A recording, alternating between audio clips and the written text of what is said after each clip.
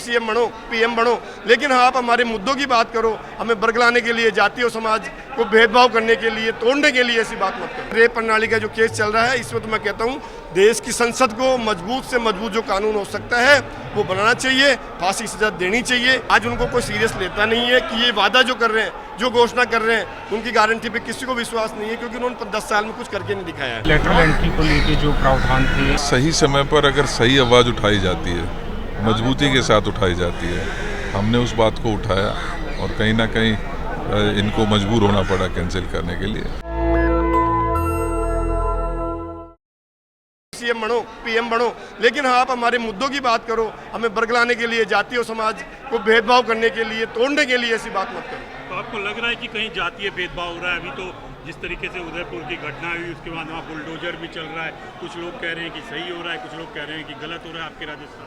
Sir, हमारा देश एक लोकतांत्रिक देश है, इसमें हमारी जुडिशरी है जो न्याय करती है, हमें उस पर विश्वास रखना चाहिए। ये कौन सा सिस्टम आ गया? पहले सुनते थे यूपी के लिए, आज मैं दुर्भाग्य के साथ कहना पड़ रहा है कि मैं जयपुर राजस्थान से आता हूँ। मेरा प्रदेश तो ऐसा नहीं था, शांतिशील प्रदेश था, उसमें आज ये बुलडोजर प्रणाली ला करके, जैसे सरकार चेंज हुई, बुलडोजर प्रणाली लेके ये लोग आ गए।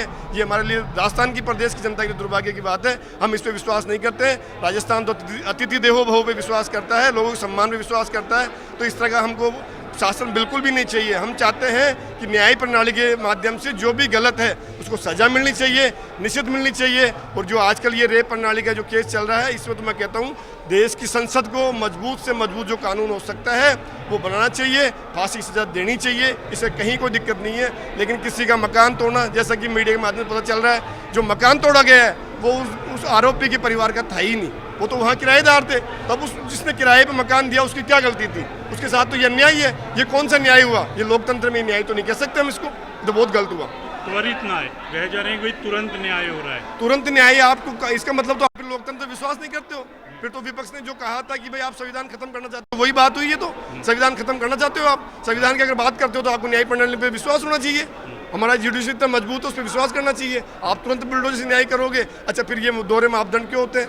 आप किसी जहां आपको अच्छा लगता है, आपकी वोट बैंक की जहां बात होती है वहां तो आप तुरंत न्याय लेते हो। मैं तो उसको भी गलत मानता हूं। और जो नहीं लेते हो, क्योंकि हम तो चाहते हैं कि लोकतंत्र देश के अंदर हमें न्यायपालिका पे ही विश्वास करना चाहिए। यही एक स्वच्छ लोकतंत्र के लिए अच्छी बात है। प्रधानमंत्री कह रहे हैं कि तीसरी अर्थव्यवस्था की तरफ देश भारत बन रहा है। आप कह रहे हो कि राजीव जी ने काम किया, कहाँ लगता है कहाँ गड़बड़ हो गई? सर, तीसरी अर्थव्यवस्था की आप बात करते हो, आंकड़ों में बात कर लो, कौन मना करता है? सरकार आपकी है, एडमिनिस्ट्रेशन आपका है, रिकॉर्ड आप जो दोगे हमको मानना पड़ेगा, सुनना पड़ेगा। लेकिन मैं ये कहता हूँ कि आप रोटी कपड़ा मकान की जो हमारी जरूरत की चीज़ें उनकी बात करके दिखाओ ना। आज हमें अच्छी शिक्षा मिल रही हो तो आप बताइए, आप हमें अच्छा स्वास्थ्य मिल रहा हो तो आप बताइए। हमारे दैनिक जीवन की जो चीज़ें, वस्तुएं कितनी महंगी हो गई है आप देखिए, तो हम तो उसकी बात करेंगे। हम जनता है, हमको तो रोटी कपड़ा मकान चाहिए पहले, उसके बाद में आप 3 बिलियन करो, 5 बिलियन करो। कह रहे हैं ना कि रोटी भी दे रहे हैं, स्वास्थ्य भी दे रहे हैं, राशन तो दे ही रहे हैं, स्वास्थ्य दे ही रहे हैं, शिक्षा की बात वो कह ही रही हैं, लाल किले से कह रहे हैं। मैं तो इतना ही कहना चाहूँगा, इस देश की जनता ने मोदी जी को 10 साल सुन करके 11वें साल में अपना मैंडेट दे दिया है। उनके पास स्पष्ट बहुमत नहीं है, वो अपनी एक तरह से बैसाखी सरकार पे है। आज उनको कोई सीरियस लेता नहीं है कि ये वादा जो कर रहे हैं, जो घोषणा कर रहे हैं, उनकी गारंटी पे किसी को विश्वास नहीं है, क्योंकि उन्होंने 10 साल में कुछ करके नहीं दिखाया है। तो कहने को कुछ भी कहो प्रधानमंत्री जी हमारे, कह सकते हैं, लेकिन उनकी बातों पे किसी जनता को और आम जनता को कोई विश्वास नहीं है। सर, जीत रहे हैं, तीसरी बार बजट आ गए। सर देखो, वोट से जीतना एक अलग चीज़ है, लेकिन जनता के मन को जीतना एक अलग चीज़ है। आपको पता होना चाहिए कितना % वोट उनके विपक्ष में था।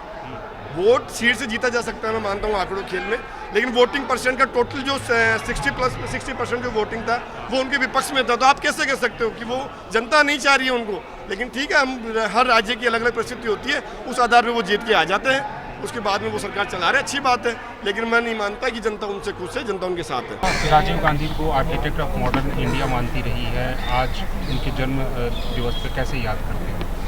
देखिए, हम सबको गर्व महसूस होता है जब हम माननीय राजीव जी को याद करते हैं। राजीव जी वो शख्सियत थे जिन्होंने ना सिर्फ मॉडर्न जो हमारा इंडिया है उसकी नींव रखी कंप्यूटर क्रांति के रूप में, बल्कि पंचायती राज का जो हमारा एक सिस्टम है पूरे देश में, अगर उसको मजबूत करने का काम किसी ने किया तो माननीय राजीव गांधी जी थे। उनके समय में 74th अमेंडमेंट आई और देश में जो पंचायती राज है वो लागू हुआ।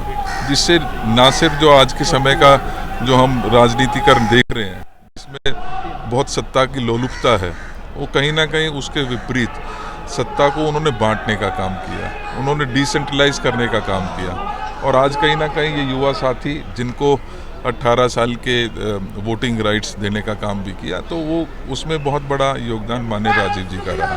तो हम ये आज इस समय पर उनको याद करते हुए मैं सभी युवाओं से भी, हमारे सभी साथियों से ये आग्रह भी करता हूँ कि वो उनके दिखाए हुए रास्ते पर इस देश की एकता और अखंडता के लिए काम करें और मजबूत करने का काम करें। इससे अलावा एक सवाल है देवेंद्र जी, यूपीएससी में लेटरल एंट्री को लेके जो प्रावधान थे, अब सरकार ने अभी उसे कैंसिल करने का के लिए एक लेटर लिखा है यूपीएससी को। कांग्रेस बढ़ चढ़ के दोनों सदनों में आवाज़ उठाती रही थी इसके खिलाफ, क्योंकि इसमें आरक्षण के प्रावधान नहीं लागू होते। सरकार ने अब उसे कैंसिल कर दिया, कैसे देखते हैं इसे? देखिए, ये मैं समझता हूँ कि सही समय पर अगर सही आवाज़ उठाई जाती है, मजबूती के साथ उठाई जाती है, हमने उस बात को उठाया और कहीं ना कहीं इनको मजबूर होना पड़ा कैंसिल करने के लिए। तो ये अच्छी बात है।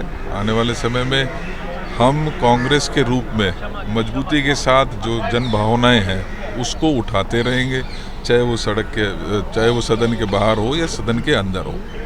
नेशनल दस्तक की आपसे गुजारिश है कि अगर इसको बचाना चाहते हैं तो नेशनल दस्तक को सब्सक्राइब करने के लिए रेड कलर के सब्सक्राइब बटन को दबाएं, फिर बेल आइकन की घंटी दबाएं।